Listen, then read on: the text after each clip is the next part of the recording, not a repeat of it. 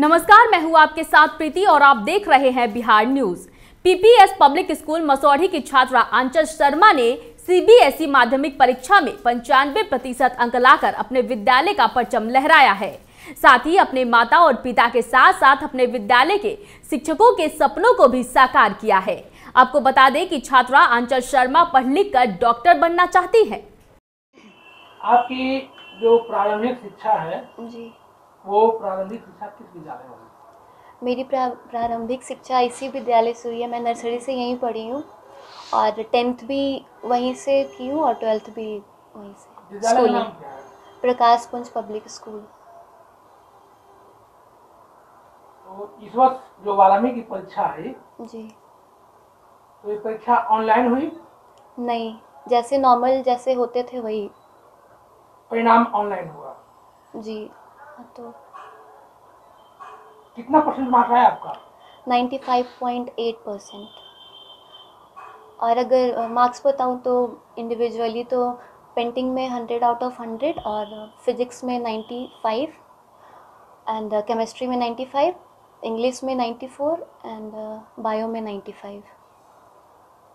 ये जो परीक्षा परिणाम जो आए हैं, इस परीक्षा परिणाम को लेकर आप कितने उत्साहित हैं? मैं बहुत ज़्यादा खुश हूँ। दैट मोर देन एक्सपेक्टेशन, बहुत अच्छा रिज़ल्ट है। और मेरे इस रिज़ल्ट के पीछे सिर्फ मेरा ही मेहनत नहीं है, मेरे फैमिली, मम्मी पापा, भाई और मेरे स्कूल वाले, जितने भी मेरे लाइफ में, जितने भी स्कूल लाइफ में जो भी हैं, सबका योगदान रहा है। किसी का भी कम नहीं, सबका उतना ही है। और सबका बहुत ज़्यादा सपोर्ट रहा है। खासकर मेरे जो सब्जेक्ट टीचर हुए हैं और डायरेक्टर सर हुए, अंकित सर, वो बहुत ज़्यादा। और मैं बचपन से श्रीपति सर के छाए में पली भली हूँ वहाँ स्कूल में। वो बहुत ज़्यादा केयर करते थे, वो भी बहुत अच्छे से। अब तो परीक्षा परिणाम भी आ गया, मार्क्स भी अच्छे आ गए हैं। जी, क्या इरादा है जीवन में कुछ करने का? हाँ, I wanted to be a doctor. और मैं अभी बोर्ड का रिज़ल्ट आने का वेट कर रही थी। फिर मैं अभी नीट का रिज़ल्ट, एग्ज़ाम जो होने वाले हैं उसका एग्ज़ाम दूंगी। फिर वही डॉक्टर लाइन, मेडिकल लाइन में जाना चाहती हूँ। क्यों जाना चाहते हैं मेडिकल लाइन में? वो बहुत नोबल जॉब है। मुझे लगता है कि डॉक्टर अपने बारे में ना सोचकर, वो मतलब कहा जाता है ना, सेकेंड गॉड, उसी को कहते हैं। तो मुझे वो बहुत नोबल जॉब लगता है। तो I just wanted to be good. आजकल डॉक्टर का जॉब भी बहुत चैलेंजिंग जॉब हो गया है। जी, अब इसकी परिभाषा ही बदल गई है। डॉक्टर की परिभाषा ही बदल रही है। पैसे कमाने के उद्देश्य से या मानव सेवा करने के उद्देश्य से? मानव सेवा के उद्देश्य से। पैसे कमाने के उद्देश्य से आजकल तो है, थोड़े बहुत है कुछ कुछ, पर मैं चाहूँगी कि अगर मैं डॉक्टर बनूँ तो मानव सेवा के उस इच्छा है डॉक्टर नहीं बनने का। जी, जीवन का एक लक्ष्य है, होता है। आदमी को एक लक्ष्य होता ही है, और उस लक्ष्य की प्राप्ति के लिए आप क्या करेंगे? मैं बहुत मेहनत करूँगी। और अभी तो बोर्ड के साथ नीट की भी तैयारी करती थी। तो पढ़ाई मैं कर लेती हूँ। मतलब जब तक मेरा पूरा ख़त्म नहीं होता मैं पढ़ती रहती हूँ। नींद नहीं आता मुझे जब तक मैं हर किसी चीज़ को कंप्लीट ना कर लूँ। और मैं दिन में मैं ज़्यादा पढ़ना पसंद करती हूँ। रात में मैं लेट नाइट नहीं पढ़ती थी। सुबह में पढ़ लूँगी, दिन में पढ़ लूँगी, बट रात में नहीं। दिन में भी सो जाया करती थी 1-2 घंटे। और फिर हाँ, मैं ये भी कहना चाहूँगी जूनियर को कि बहुत जूनियर्स ये सोचते हैं कि कोचिंग जाऊंगी या फिर कोचिंग जाएंगे तो मेरे मार्क्स इम्प्रूव हो सकते हैं। तो ऐसा नहीं है। अगर मार्क्स इम्प्रूव भी करने हैं तो सेल्फ स्टडी से होंगे, पर कोचिंग से नहीं होंगे इम्प्रूव। बिल्कुल, self study is better than the college. Yes. और मैं ये भी बोलना चाहूँगी कि मैं ज़्यादा से ज़्यादा रेफरेंस बुक का यूज ना करें, इधर उधर ज़्यादा ना सोचें। मतलब सिर्फ जो बेसिक जो हमारा बुक है एनसीईआरटी, सिर्फ उसी को रिवाइज करें। it's totally depend on how much you revise the particular topic or chapter. तो बस एक ही बुक को, एक ही NCERT जो हमारा बुक है बेसिक, उसी को एक बार, 2 बार, 4 बार जितना हो सके, जब तक आप पूरे अच्छे से नहीं पढ़ लेते हो, पढ़ते रहो। चलिए, परीक्षा परिणाम अच्छा हुआ, रिजल्ट भी अच्छा हुआ, विद्यालय में ये संस्कार अच्छे मिले, तो आप अपने और से अपने परिवार वालों को और विद्यालय वालों को क्या संदेश देते हैं? हाँ, स्कूल वाले का बहुत ही ज़्यादा सपोर्ट रहा है। और जैसा कि अभी हम बोलें कि मेरे subject teacher Sumit sir, Varun sir, वो लोग हमेशा कहते हैं कि आंचल अच्छा कर रही हो, करो, मतलब यू कैन डू इट, किसी दूसरे के बारे में मत सोचो, कुछ नहीं सोचो, बस फोकस ऑन योर एम। और फिर अंकित सर हमेशा बोलते हैं, उनका हमेशा बहुत ज़्यादा सपोर्ट रहा है, बहुत ज़्यादा। और मम्मी पापा का तो रहा ही है किसी चीज़ में। हाँ, मेरे पापा किसी चीज़ में रुकावट नहीं लाए हैं मेरे लाइफ में, जैसे डांसिंग, सिंगिंग हो गया, वो कभी कुछ नहीं बोले कि हाँ बेटा ये नहीं करो, वो नहीं करो, ऐसा नहीं करो। मतलब हमेशा वो किसी चीज़ को मना नहीं किया, हमेशा वो मोटिवेट ही किए हैं। और मम्मी मेरी, हाँ, मैं ये भी कहना चाहूँगी कि मम्मी मुझे, हाँ, मतलब कभी कभी मम्मी कोई बोलता भी काम करने के लिए तो घर वाले डांटने लगते हैं कि नहीं इससे काम मत कराओ। मैं ज़रा सा भी कुछ हिलती नहीं हूँ घर पे, कुछ भी नहीं, बस अपना जो काम है। ये बहुत सा प्राइज मिला है। हाँ, ये मेरे एकेडमिक्स 10th के रिज़ल्ट के हैं प्राइज़। और वो 10th में मैं जब 10th में निकल रही थी तो वो मिला है फिर कल्चरल के लिए। क्या हुआ? आंचल शर्मा। कटिहार जिले के सालमारी ITI कॉलेज में ग्राम रक्षा दल के कटिहार जिला अध्यक्ष योगेंद्र प्रसाद मंडल ने 3 प्रखंड के तकरीबन 1000 ग्राम रक्षा दल के कोरोना योद्धाओं सहित उपस्थित सभी पत्रकारों को अंग वस्त्र और सर्टिफिकेट देकर सम्मानित किया। बता दें कि ग्राम रक्षा दल के शिष्टमंडल ने कहा कि अगर राज्य सरकार बिहार विधानसभा चुनाव से पहले ग्राम रक्षा दल के 11 सूत्री मांग पूरी नहीं करती है तो ग्राम रक्षा दल के परिवार चुनाव का बहिष्कार करेंगे। सम्मानित समारोह में माननीय जिला अध्यक्ष जी के द्वारा बारसोई प्रखंड, बलरामपुर प्रखंड एवं आजमनगर प्रखंड का आयोजन किया गया था सम्मान समारोह। और ये सम्मान समारोह का मुख्य उद्देश्य क्या था? सम्मान समारोह मुख्य उद्देश्य था कि हमारे ग्राम रक्षा दल माननीय मुख्यमंत्री, माननीय प्रधानमंत्री जी के आह्वान पर ये वैश्विक महामारी में जो हमारे ग्राम रक्षा दल 3 महीना यानी 90 दिन तक जो दिन रात एक करके 3 शिफ्टों में काम किया, जो कि प्रत्येक चौक चौराहा, बैंक, CSP केंद्र, क्वारंटाइन सेंटर, स्वास्थ्य केंद्र, चेक पोस्ट, यानी हर एक जगह मेरा जवान तैनात था। और इस दुख दर्द को देखते हुए हमारे जिला अध्यक्ष ने पूरे प्रखंड में, कटिहार जिला के सभी प्रखंडों में जा करके जितने भी ग्राम रक्षा दल उनको सम्मानित किया। इस ड्यूटी में जो हम लोग कोरोना योद्धा बनकर जो ड्यूटी किए हैं इस वैश्विक महामारी में, सरकार से मेरी अनुरोध है कि हम अपने जान को जोखिम में डालकर जिस तरह निस्वार्थ भावना से इस ड्यूटी को किए हैं, अच्छे संघ ने मुंह मोड़ लिया मगर हमने निःशुल्क सेवा दिया है।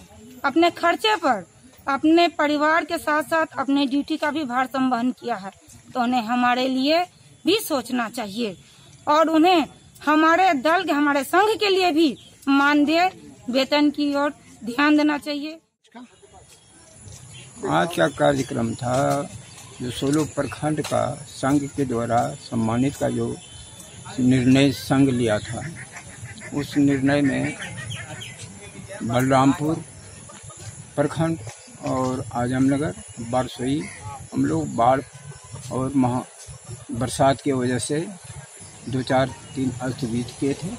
उसके बाद आज जो फिर यहाँ जो कार्यक्रम हुआ, पहले रूपेण से जो 22 मार्च से लॉकडाउन में ग्राम रक्षा दल ने काम जो किए हैं, उसका काम का मुआवजा देखते हुए, उसको सहानुभूति देखते हुए कोरोना ऐसा योद्धाओं से इन लोगों ने रात दिन अपने घर से खा कर के जो काम किया है और पूरे बिहार में अपने प्रशासन से पदाधिकारी से साथ रह करके एक साथ चल करके उसका अनुपालन किया है।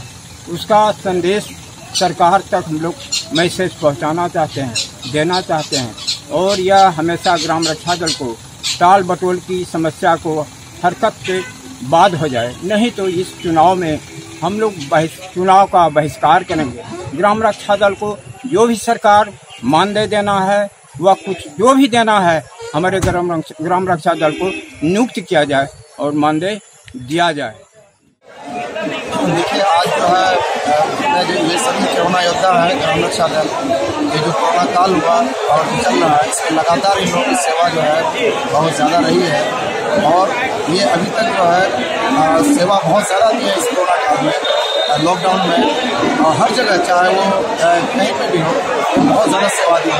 हम लोगों की सरकार से ये मांग है कि जितने भी ग्राम रक्षा दल है, 2,60,000 पूरे बिहार में ग्राम रक्षा दल है, इन लोगों को जो है इसमें सरकारी कर्मचारी का दर्जा दिया जाए और इनको जो वेतनमान है तो वेतनमान भी दिया जाए और खास करके अभी कोरोना इसमें जो लॉकडाउन में ये लोग लगातार सर्विस दिए, इन लोगों को जो है मानदेय मिलना चाहिए और लगातार सेवा दी, रात दिन 24 घंटे की सर्विस दी है। तो सरकार से बिहार सरकार से ये मांग है इन लोगों को जो है जो मानदेय दिया जाए। मुजफ्फरपुर शहर के बीचों बीच नगर थाने के सिकंदरपुर ओपी क्षेत्र से एक व्यक्ति का शव मिला है। वही घटना की सूचना पर पहुंची पुलिस ने आनन फानन में शव को पोस्टमार्टम के लिए मेडिकल अस्पताल भेज दिया, जिसके बाद मौके पर मौजूद आसपास के लोगों से पूछताछ भी की गई, जिसमें पुलिस को केवल मृतक का नाम ही पता चल सका। फिलहाल पुलिस मामले की जाँच कर रही है। व्यक्ति का मैंने देहांत हो गया है, हम लोग गए हैं वहाँ गए तो उसके नाक और मुंह से ब्लड गिरा हुआ था। अच्छा, तो उसको पोस्टमार्टम के लिए हम लोग भेज दिए हैं। पोस्टमार्टम के लिए भेजे हैं तो ऐसे बताया रहा है लोग कि उसको बीमारी हुआ था, SKMCH में कल इलाज कराया हुआ। पहचान हुई है? पहचान अभी नहीं है, दिनेश नाम लोग अगल बगल का लोग बता रहे हैं। हम लोग उसका पोस्टमार्टम कर रहे हैं और पोस्टमार्टम के लिए बॉडी को भेज दिए। कहाँ के रहने वाला है ये क्लियर नहीं हुआ है, लेकिन यहीं पे ठेला वाला पर वो काम करता था, वहीं से होता था। अररिया जिले के फारबिसगंज अनुमंडल क्षेत्र के बथनाहा ओपी के भदेश्वर पंचायत के वार्ड संख्या 1 में 3 दिनों से गायब बच्चे का शव पोखर से बरामद किया गया है। वही घटना को लेकर डीएसपी फारबिसगंज ने बताया कि 2 आरोपियों को हिरासत में लेकर पूछताछ जारी है। FSL की टीम और डॉग स्क्वाड की मदद से जल्द ही घटना का उद्भेदन भी कर लिया जाएगा।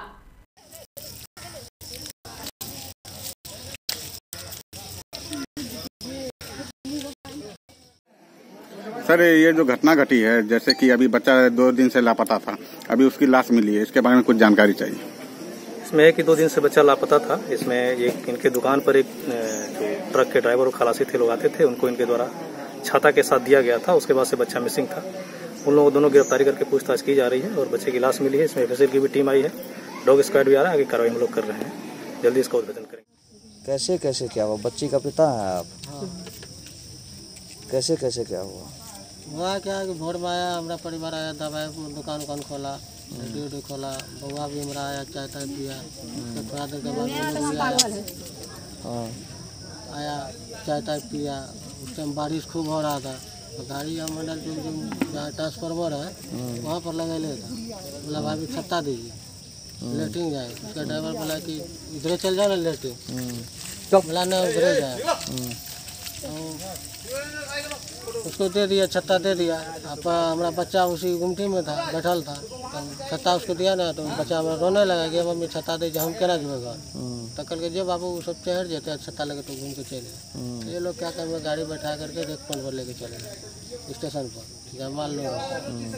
अब लेके चल आया तो हम आए दुकान पर, बोले रे बउआ कहाँ है? तो करके हम करके देखिए ना, वही लोग को लाट में गया, हो सकता है गाड़ी में लेके गया होगा। तो उसके बाद हम गए, फिर नाश्ता लेके गए, तो हम पूछे हो हमारा बच्चा कहाँ है? छत्ता दीजिए, बच्चा दीजिए, उतारिए उसको। बुला रहे उसको, बोला उसको कि हम रोडे पर छोड़ दिए। हम बोले ना घर में गया, न दुकान में, न कोई बच्चा के साथ में खेल रहा, आखिर गया तो गया था। हाँ, उसके बाद वो खोजते हम आके बोले, फिर वो लोग खाली करके आया तो गाड़ी रुकवाए, उसको साइड करवाए कि हमारा बच्चा कहाँ है, खोजिए बच्चा। हाँ हम लोग भी खोजने लगा, खोजते कोई पता ही नहीं चल रहा है। ड्राइवर को कितना दिन से जान रहे थे? ड्राइवर तो मान के चले गए 1.5 महीना से करीब वो लोग हमारे यहाँ खाना नाश्ता चाय पानी सब करता था। 1-2 महीना से। और ये 2 महीना से। आपका क्या नाम है? रोहित कुमार साहब। रोहित कुमार साहब। बच्चे का कौन है आप? चचा है। क्या नाम था बच्चा का? निशु कुमार। निशु कुमार। कैसे क्या हुआ? ये बच्चा यहाँ से गया सुबह 7 बजे उठा है। बच्चा वहाँ गया दुकान पर, ड्राइवर खलासी वहाँ चाय पी रहा था। तो बच्चा को बोला वो छत्ता मांगा इससे, छत्ता मांगा दी, बच्चा रोने लगा। छत्ता बोला कि हम नहीं देवे, हम घर जाएंगे, हम जाए घर पानी पर से। तो जब ड्राइवर खलासी ड्राइवर बोला, खलासी बोला कि दे दीजिए छत्ता दीजिए ना, वहाँ जाके पहुँचा देंगे, बच्चा को पहुँचा देंगे, बच्चा यहाँ आ जाएगा। तो ड्राइवर खलासी क्या किया, वो बच्चा को चढ़ा लिया गाड़ी में चढ़ा लिया। तो वहाँ 2 प्रदीप पर का दुकान वाला था, तो बच्चा को देखा हुआ चढ़ाते हुए गाड़ी में चढ़ा के हवा पर कहाँ ले गया। किसको देखा चढ़ाते हुए? बच्चा को देखा गाड़ी में चढ़ाते हुए। अब चढ़ाते हुए अब कहाँ हवा में चढ़ाते हुए लेके रेक पॉइंट गया। रेक पॉइंट से अब रेक पॉइंट से बाद अब कहाँ छोड़ा नहीं छोड़ा, बोलता हमें रोड के साइड में छोड़ दिया। रोड के साइड में छोड़ दिया, इतना दूर छोड़ने के बाद तो बच्चा तुम्हारा घर पहुँच जाएगा ना। हाँ फिर वहाँ से नहीं पहुँचा तो वही खोजबीन करने लगा। बच्चा गया तो गया कहाँ। आज कितना बजे पता चला आप लोग को कि यहाँ पे ऐसा हादसा हो गया? बच्चा का जो बॉडी कितने बजे पता चला आप लोगों को? हमको लोग पता भी नहीं, जब हम लोग घर में पता कितना बजे तक नहीं। बिहार में कोरोना संक्रमण मरीजों की संख्या में वृद्धि हो रही है। वहीं अररिया में लॉकडाउन 19 जुलाई तक लगाया गया है, जिसके बाद बाजार में दुकानें बंद है, वाहनों का परिचालन भी ठप है। हालांकि बाइक सड़कों पर दौड़ती दिख रही है, वहीं कुछ लोग अनावश्यक भी सड़कों पर निकल रहे हैं। अब पुलिस लॉकडाउन का उल्लंघन करने वालों से सख्ती से निपट रही है। कई वाहनों का चालान भी काटा गया। वहीं अररिया परिवहन पदाधिकारी के निर्देश पर कई वाहन को जब्त कर थाने भी भेजा गया। लॉकडाउन का मतलब होता है लोगों में स्वतः जागरूकता जगाना। लोग जो भी हैं, बुद्धिजीवी हैं या नहीं हैं, उनको इस खतरनाक महामारी के जो जिस तरह से इसका फैल रहा है, खुद सतर्क होना चाहिए। और सरकार जब अगर नियम बनाती है कि घर से नहीं निकलना है बहुत ज़रूरी तो मास्क पहन के निकलना है, अति आवश्यक कार्य हो तो तभी निकलना है। सोशल डिस्टेंसिंग का पालन करना है। समय समय पर कोई भी चीज़ छुए तो तुरंत हाथ साबुन से धो लेना है। इन सब बातों का पालन करने के कारण ही ये कोरोना से हम बच सकते हैं। और चूँकि कुछ लोग जो है इस नियम को नहीं मान रहे हैं और इसका खुल्ला धज्जी उड़ा रहे हैं, तो उसको रोकने के लिए, उस पर प्रतिबंध लगाने के लिए हम लोग रोड पर, सड़क पर मैंने वैसे जगहों पर जा करके हम लोग मैंने अभियान चला करके उनको दंडित कर रहे हैं, फाइन लगा रहे हैं। जो मास्क नहीं पहन रहे उनको फाइन लगा रहे हैं। जो मोटर व्हीकल नियम का उल्लंघन कर रहे हैं उसको उसके तहत अर्धदंड वसूल रहे हैं, ताकि जो है लोग मैंने नियंत्रित हों और अपने अपने घरों में रहें और लॉकडाउन का पालन करें। सर कितने का चालान कट रहा है सर? देखिए, मास्क नहीं पहनने पर जो है प्रशासन द्वारा 50 रुपये का निर्धारित किया गया है जो दिया जा रहा है। और मोटर व्हीकल एक्ट में अलग अलग धाराओं में अलग अलग फाइन का प्रावधान है, इसलिए उसको मैंने बोलना उतना बहुत ज़्यादा मैंने नहीं बोल पाएगा। सर क्या नाम सर आपका? मेरा नाम सबल कुमार, जिला परिवहन पदाधिकारी अररिया। चंडी थाना क्षेत्र के शेखपुरा गांव में पानी भरे गड्ढे से शव बरामद किया गया है। मृतक की पहचान भागिन विघा निवासी रंजीत राम के रूप में की गई है।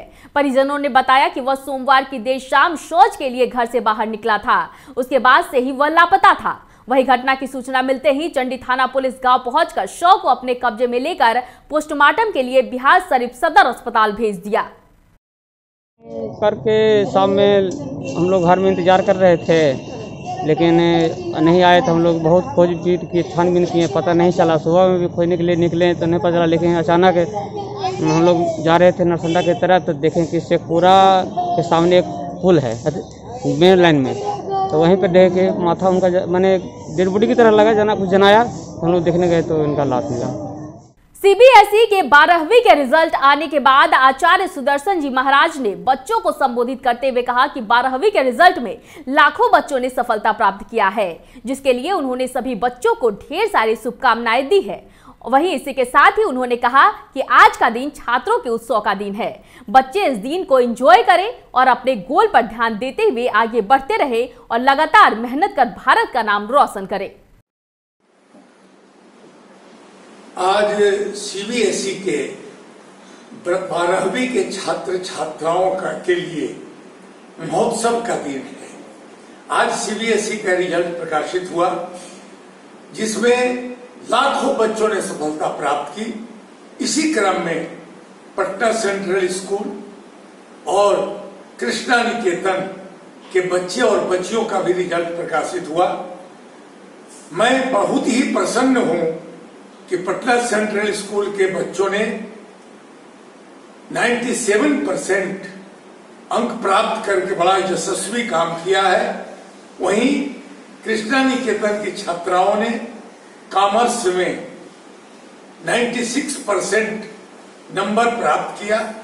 इसके लिए सभी छात्राओं को, सभी छात्रों को हृदय से मैं आशीर्वाद देता हूं।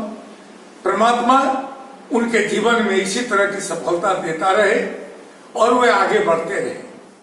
मसौढ़ी में कोरोना संक्रमण को देखते हुए एकलव्य सेवा संस्थान के द्वारा तारेगना जीआरपी थाना और तारेगना रेलवे स्टेशन के साथ साथ प्लेटफॉर्म को भी सैनिटाइज किया गया। इस मौके पर समाज सेवी नवल भारती, उदय बिंद, बबन केवट सहित कई सामाजिक कार्यकर्ता मौजूद रहे। खासकर बिहार न्यूज इन लोगों को ऐसे कार्यों के लिए बधाई देती है, ताकि आपके जैसे समाज सेवी रहेंगे तो निश्चित रूप से मसौढ़ी में कोरोना को मात दिया जा सकता है। और क्यों नहीं, जब हमारे साथ ये जो टीम है जुड़ी हुई है, ये टीम लगातार तत्पर है कि किसी ही प्रकार से मसौढ़ी में जो कोरोना संक्रमण है ये न फैले। प्रतिबद्ध हैं ये लोग। और सबसे खास बात यह है कि ये जितने भी लोग हैं, ये दवा का जो छिड़काव करा रहे हैं, ये अपने निजी फंड से करा रहे हैं। इन लोगों को कहीं से कोई सहायता नहीं मिल पा रही है, तो इनके जज्बे और हौसले को बिहार न्यूज सैल्यूट करता है। अब तक मसौढ़ी प्रखंड के कितने पंचायत को सैनिटाइज किया गया? हाँ, 12 पंचायत, नूरा पंचायत, भैंसवा पंचायत, लगभग 7 से 8 मसौढ़ी प्रखंड के पंचायत में सैनिटाइज करवाने का काम एकलव्य सेवा समिति के द्वारा किया जा रहा है, जिसमें मुख्य भूमिका हम लोग अपने मद से, अपने अथी से काम करवाने का काम कर रहे हैं, जिससे कि जितना भी कोरोना पॉजिटिव का जो पाया जा रहा है मसौढ़ी में, इससे निजात दिलाने का काम हम लोग करने जा रहे हैं। सामाजिक संगठन एकलव्य के द्वारा मसौढ़ी में सैनिटाइज किया जा रहा है, क्या कहेंगे इस जो स्वयंसेवी संस्था है एकलव्य स्वयंसेवी संस्था के बारे में? अभी तो हम लोग इसको जितना भी सराहना किया जाए बहुत कम ही है, क्योंकि आज जो काम सरकार को करना चाहिए था, यहाँ के एसडीओ वगैरह, यहाँ के नगर परिषद के जरिए या प्रमुख के जरिए होना चाहिए था। ये काम वो लोग न कर करके बल्कि ये लोग सामाजिक संगठन, एकलव्य जो सामाजिक संगठन है, इसके जरिए हम लगातार देख रहे हैं कि रोज पेपरों में या सुर्खियों में लगातार है कि सुदूर ग्रामीण इलाका, शहर से तो छोड़ दीजिए, ग्रामीण इलाकों में जा करके उन्हें सैनिटाइज करने का ये लोग काम कर रहे हैं। बहुत बहुत धन्यवाद के पात्र ये लोग हैं। हम सैनिटाइजर जो काम किया जा रहा है सैनिटाइज करने का, पूरे मसौढ़ी को सैनिटाइज तुमने किया, हर पंचायत को तुमने सैनिटाइज किया है, तो ये सैनिटाइज करने का उद्देश्य क्या है तुम्हारा? यह सैनिटाइज करने का उद्देश्य है कि मसौढ़ी और मंडल को मैं अधिक से अधिक लोगों को बचा सकूं, और जहां तक मेरा उद्देश्य है पूरे पंचायत को छिड़काव करने का प्रयास कर रहा हूं। और आज बहुत ही अधिक मसौढ़ी नगर में कोरोना फैल रही है, मैं उसके उद्देश्य लेकर मैं सरकारी संस्थाओं को, जैसे थाना हो गया, जीआरपीएफ थाना हो गया, ब्लॉक हो गया, क्योंकि यहाँ पे अधिक कर्मचारी लोग यहाँ पे आते हैं जाते हैं, ऑफिस में बहुत सारे लोग आ रहे हैं गांव से, काम अपना अपना करवा रहे हैं, इसलिए मैं सरकारी संस्थाओं को भी छिड़काव कराने का काम कर रहा हूँ। जी नमस्कार, आप देख रहे हैं बिहार न्यूज। जिस तरह से मसौढ़ी में कोरोना संक्रमण जो है लगातार अपना पांव पसार रहा है, मैं आपको ये बता दूं कि इस मसौढ़ी शहर में अब तक कुल 27 पॉजिटिव केस पाए गए हैं। ऐसी स्थिति में चाहे वो सामाजिक संस्था हो या प्रशासन हो, उनकी जिम्मेदारी बढ़ गई है कि कोरोना वायरस संक्रमण नहीं बढ़े। इसके लिए आज मसौढ़ी में एक क्लब सोसाइटी के द्वारा मसौढ़ी के प्लेटफॉर्म, स्टेशन और DRP को सैनिटाइज किया गया। आप देख सकते हैं मेरे साथ ये सामाजिक संस्था से जुड़े लोग हैं जो मसौढ़ी प्लेटफॉर्म को, स्टेशन को सैनिटाइज करने का काम कर रहे हैं। इतना ही नहीं, इनके प्रयास से ही आज मसौढ़ी प्रखंड के कई पंचायत ऐसे हैं जिनको सैनिटाइज किया गया है और इन लोगों का यह दावा है कि जब तक हम लोग के पास उपलब्ध संसाधन उपलब्ध रहेंगे, मैं पूरे मसौढ़ी को सैनिटाइज करूंगा। निश्चित रूप से प्रशंसा के पात्र हैं ये लोग। दरियापुर थाना क्षेत्र के बनकेरवा ग्रामीण बैंक के सामने बसवारी में युवक के शव को बांस के पेड़ से लटकते देख ग्रामीणों में सनसनी फैल गई। मृतक की पहचान दरियापुर थाना क्षेत्र के सराय साहू निवासी 30 वर्षीय रामानंद राय के रूप में की गई है। घटना की सूचना पर स्थानीय पुलिस मौके पर पहुंच शव को पोस्टमार्टम के लिए छपरा भेज दिया। वही घटना के बाद घर से मृतक के चारों पुत्र व पत्नी फरार बताए जा रहे हैं। ये फिलहाल लगातार 6 वर्षों से 7 वर्षों से ससुराल रहा करते थे। इनका बगल में बनकेरवा में ससुराल है, कोई छेदी राय वगैरह उनका नाम है शायद। उनके पास इनकी पत्नी वगैरह रहा करती थी, इनकी दूसरी पत्नी थी जहाँ ही रहते थे। तो ये जो है आज दिन में इस तरह का घटना आपसी लोगों से, यहाँ अगल बगल के लोगों से पता चल रहा है कि अपने बाल बच्चों के द्वारा इनके पत्नी द्वारा मारपीट की जो घटना है वो सामने शायद लोग बता रहे हैं, स्थानीय लोग यहाँ। उसके बाद समझ में यह प्रतीत हो रहा है कि इनको मार कर किसी पेड़ से लटका दिया गया है, ऐसा समझ में आ रहा है। बांस के पेड़ से जमीन तक ये सटे हुए पैर के साथ लटका दिया गया है। तो इसमें कुछ शक और संशय महसूस हो रहा है।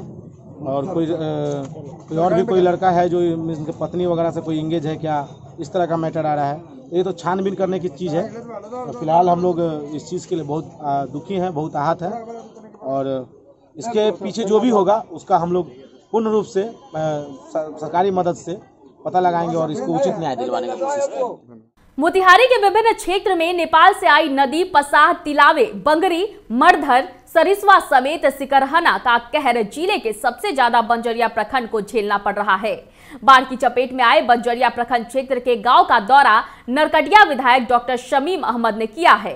विधायक ने प्रखंड के फुलवाड़ सहित कई गांवों का दौरा किया। इस दौरान विधायक ने जटवा पुल पर रुककर सिकरहना नदी में बढ़ रहे पानी का भी आकलन किया।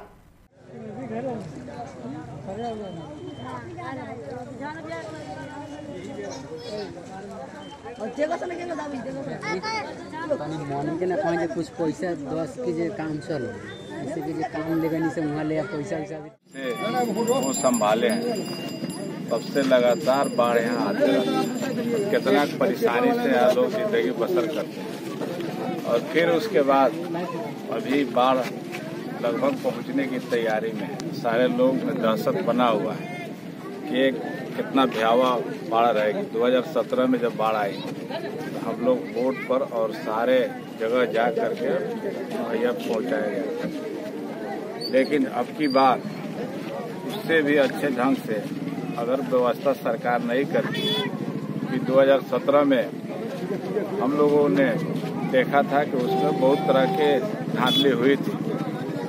6,000 रुपया सभी के खाता में जाना था, लेकिन 40% से ज़्यादा लोगों वंचित हो गए। तो ये बहुत ही निंदनीय बात है। तो ये सब नहीं चलने दिया जाएगा। सभी के खाते में अगर इस तरह का प्रावधान है तो सभी के खाते में जाना चाहिए। और यहाँ बाढ़ इलाका है जिसमें बाढ़ में जो घर गिर जाते हैं उसको घर देने का सरकार काम करे। जिनके साथ अगर कोई अप्रिय घटना होती है उसका मुआवजा दे, अनाज का मुआवजा करे, खदान का मुआवजा दे। यही सब मांग। कहीं बांध पर सुरक्षा अपना पुख्ता रखे, NDRF की टीम को यहाँ उपलब्ध करावे और हर जगह हर गांव में पहले नाव लोग रखते थे, लेकिन अभी नाव कहीं देखने को नहीं मिल रहा है। एक नाव हर गांव में 2-2 नाव का अभी से व्यवस्था करके यहाँ का इंतजाम पुख्ता करें, तब जा करके हम लोग इस बाढ़ से आने वाली भयावह बाढ़ से हम लोग बच सकते हैं। तो ये जनता के हित में जब तक ये सरकार पूरा नहीं करेगी हम लोग लड़ाई लड़ते रहेंगे। और कुछ ऐसे इलाके हैं जैसे सुंदरपुर और जनरवा, ये लोग ज्यादातर बाढ़ में प्रभाव होते हैं। हाँ, तो जाने के लिए रास्ता ही नहीं रह पाता। जी, तो वही एनडीआरएफ की टीम यहाँ पे परमानेंट इस चौक पे, जटवा चौक के अगल बगल में कहीं व्यवस्था करके उसको रखा जाए। हम लोग भी पिछले साल जब बाढ़ में हम लोग घूमे तो अपने साथ कई मरीज को लेकर के एनडीआरएफ के टीम के साथ हम लोग लेकर के गए और मोतिहारी हॉस्पिटल में पहुंचाने का काम किया। इतनी बड़ी आबादी है जो बाढ़ से प्रभावित है, तो यहाँ पे एनडीआरएफ की टीम पहले से मौजूद हो जाना चाहिए। और ये जटवा चौक या पुल के अगल बगल में ऊंची जगह है, यहाँ पे उसको व्यवस्था करके सरकार पहले से रखे, तब जा करके हम लोग इतने आबादी में कब किसका तबीयत खराब हो जाए। इसमें खास करके विषैले सांप भी आते हैं, तो सांप काटने के बाद तुरंत मृत्यु हो जाती है। और एनडीआरएफ की टीम हम बुलाते रह जाएंगे, जब तक यहाँ नहीं रहेगा तो कैसे वो बच सकेगा। ये सारी व्यवस्था करनी पड़ेगी। और यहाँ पे एक हॉस्पिटल पीएचसी बना, वो भी मोतिहारी के बगल में बना। मैं बार बार विधानसभा में मामला उठाया कि बंजरिया प्रखंड का ऐसा बनावट है, यहाँ पे जब तक 2 पीएचसी, एक तो बन गया है लेकिन एक अतिरिक्त पीएचसी जटवा चौक के अगल बगल में बनाया जाए, तब जाकर के हम लोग स्वस्थ जनता को कर सकते हैं। अगर थोड़ी सी भी अगर कोई घटना घटती है तो उसके लिए मोतिहारी जाना पड़ता है, और मोतिहारी जाने के लिए कम से कम नाव से 5 घंटा लगेगा, 8 घंटा लगेगा। तो इस तरह पहले एनडीआरएफ की टीम को जल्द से जल्द यहाँ पे मौजूद करें और यहाँ पे व्यवस्था करके उसको जगह दे करके यहाँ व्यवस्थित करें। और कोई सवाल कोई ऑडियंस पूछ सकता है? प्रदेश में राजनेता और अधिकारी लगातार विकास की दुहाई देते हैं, लेकिन हम आपको जो तस्वीर दिखाने जा रहे हैं वह देखकर आप समझ सकते हैं कि शहरी क्षेत्र के भी विकास के प्रति सरकार की कितनी सजगता है। सासाराम के नगर परिषद के वार्ड संख्या 35 में से 40 ऐसे घर हैं जहां पूरा मोहल्ला चचरी के पुल से गुजर कर आता जाता है। यह कोई छोटा पुल नहीं है, बल्कि 500 से 600 मीटर लंबी बांस के पुल से झूलकर लोग अपने अपने घरों तक पहुंच पाते हैं। स्थिति यह है कि हर साल अपने खर्चे से लोग इसकी मरम्मत भी करवाते हैं। लगभग 1.5 लाख रुपए की लागत से मोहल्ले के लोगों ने इस चचरी पुल का निर्माण करा रखा है। अधिकारियों और जनप्रतिनिधियों से लोग गुहार लगाते लगाते थक चुके हैं और अब तो लोग इस मोहल्ले को चचरी पुल वाला मोहल्ला कहकर पुकारते हैं। चचरी पुल पर बहुत परेशानी है। यहाँ करीब करीब 10 फीट गड्ढा है जिसमें चचरी पुल बनाया गया है।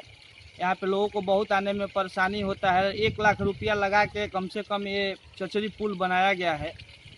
यहाँ आने पर लोगों को बहुत परेशानी है। जब तक ड्रेनेज का निर्माण नहीं होगा, पानी का निकासी नहीं होगा और जब तक ये रोड नहीं बनेगा तब तक हमेशा परेशानी बना रहेगा। इस वक्त की खबरों में फिलहाल इतना ही। मुझे दीजिए इजाजत, लेकिन देखते रहिए बिहार न्यूज। नमस्कार।